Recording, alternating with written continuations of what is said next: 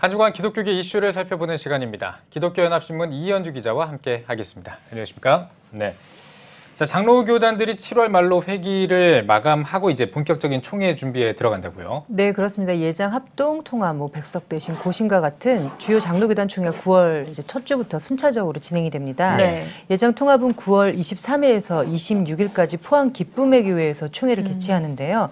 지금 총회 준비 이제 한참 바쁘게 시작을 하고 있습니다. 네. 이번 주제를 말씀으로 새로워지는 교회로 잡았고요.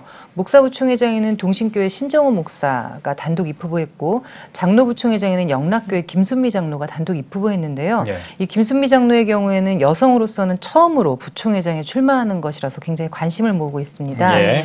예장 합동도 지난 15일부터 이제 입후보 등록을 받기 시작을 했고요.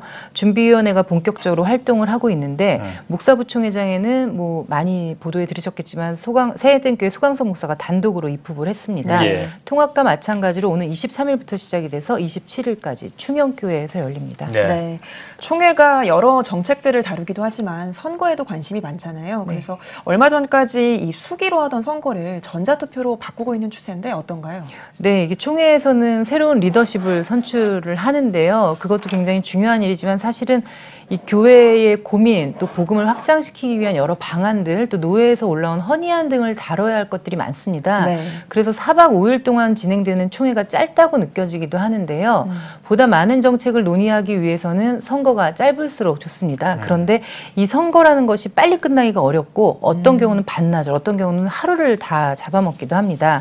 그래서 여러 총회에서 전자투표를 도입을 하기 시작했는데 네. 이게 이제 몇 년간 시행착오가 좀 있었어요. 그중에서도 작년에 예장 고신 같은 경우에는 스마트폰으로 이렇게 누르는 선거를 했는데 불과 30분 안에 선거를 마무리할 정도로 시간이 단축되는 효과가 있었다고 합니다. 예. 그런데 아직 확산 여부는 좀 미지수고요. 전자투표도 시행을 하지만 검토해야 될 사항이 많다, 이런 얘기들이 나오고 있습니다. 네. 뭐 전자투표라고 하면은 굉장히 깔끔하고 신속하게 끝날 것 같은데 또 꼭 그렇지만은 않은가 봐요. 네, 이렇게 야심차게 준비를 해도요. 예. 사전에 준비가 좀 부족하거나 장비 사용에 익숙하지 못할 경우에는 서면으로 하는 투표만도 이제 못하는 경우가 있는데요. 예. 예장 통합의 경우에는 2010년에 가장 먼저 전자투표를 시행을 했습니다.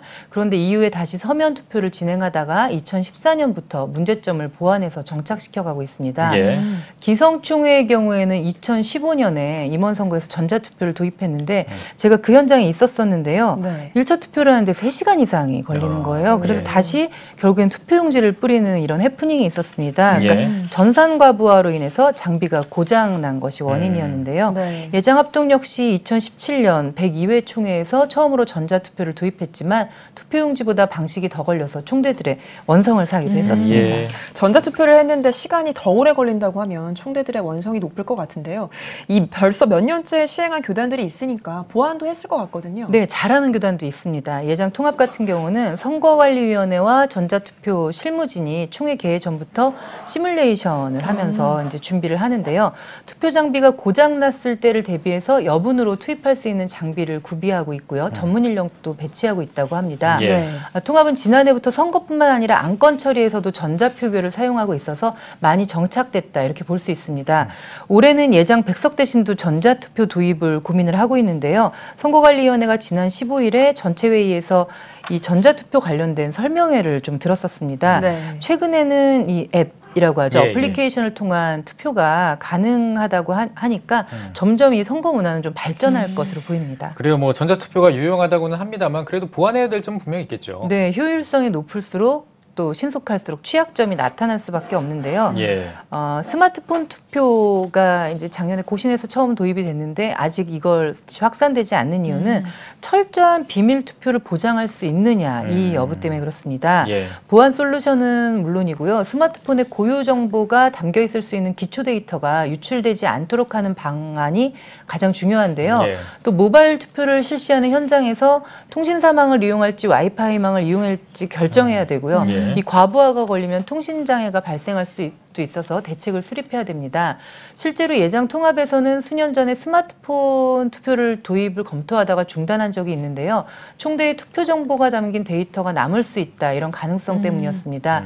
그러니까 표결과 개표의 투명성을 담보하지 않는다면 아무리 최신 장비와 기술을 활용한다고 해도 이게 나중에 누가 누구를 찍었는지 알게 그렇죠. 되면 의미가 네. 없으니까요. 네. 그래서 외주업체에 맡길 경우에는 정보 유출에 대한 계약을 좀 확실히 하고 네. 선거 직후에는 투표 자료를 파기해야만 이런 오해를 사지 않을 수 있을 것 같습니다. 네. 또 비용 문제도 생각해야 할 것 같은데요. 네, 뭐 서면 투표는 종이만 있으면 되죠. 도장하고. 네. 그런데 전자투표, 스마트 투표는 조금 다릅니다. 일단 장비 대여나 이런 것도 필요하고요. 예. 비용 절감을 위해서는 외주업체를 고용할 수 있지만 또 그럴 경우에 이게 보안에 문제가 생길 수 있으니까 여러 가지 고민을 해야 됩니다.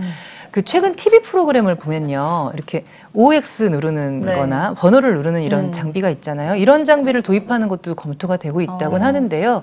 이 장비가 총대 뭐 6천 명, 10,000명 이렇게 갈 경우, 뭐 총대들이 몇천 명 이렇게 갈 경우에는 그 비용이 한 억대가 들어간다고 해요. 그래서 이런 방식은 비용이 너무 많이 소요돼서 총대들이 쉽게 결정하지 못하고 있고요. 예. 뭐 시대가 바뀌고 기술이 발전하면서 선거 방식의 변화가 있는데 올해는 어느 교단이 서면으로 할지 전자로 할지 또 스마트폰으로 할지 아주 관심이 많습니다. 네. 네. 주제를 살짝 바꿔보겠습니다. 이번 그 예장 통합이 이번 104차 총회 총대들을 분석해 보니까 60살이 넘는 분들이 평균 이렇게 네. 돼 있다 이런 보도가 나와서요. 네, 예장통합 기간지인 기독공보 보도에 따르면요. 총회 대의원 4명 중에 3명이 60세 이상이라고 합니다. 예. 그러니까 총대 대의원 접수 결과를 해봤는데 1,449명 중에서 40대 총대는 14명, 14명에 불과했습니다. 1%가 채 되지 않았고요. 예. 50대 총대는 23.9%에 그친 반면에 60대 총대들이 1,046명으로 전체의 72.2%를 차지했습니다. 예. 이 총회에 참석하는 총대들 중에 목사 총대의 평균 연령이 60.5세, 장로 총대의 평균 연령이 64.5세, 그래서 합계 평균 연령이 62.5세가 된다고 하니까 굉장히 예. 고령화됐다고 볼 수 있고요. 지난 9일 열린 통합정책협의회에서 김태형 부총회장이 총회 정책 방향을 설명하면서 62세라는 총대 평균 나이로는 어떤 혁신적인 사고나 시대 정신의 변화에 따라가기 어렵지 않겠냐. 좀 총대 연령을 다양화하고 균형을 맞추는 것이 필요하다. 이렇게 지적을 한 바 있습니다. 예. 네. 또 눈에 띄는 헌의안도 정리를 했을까요?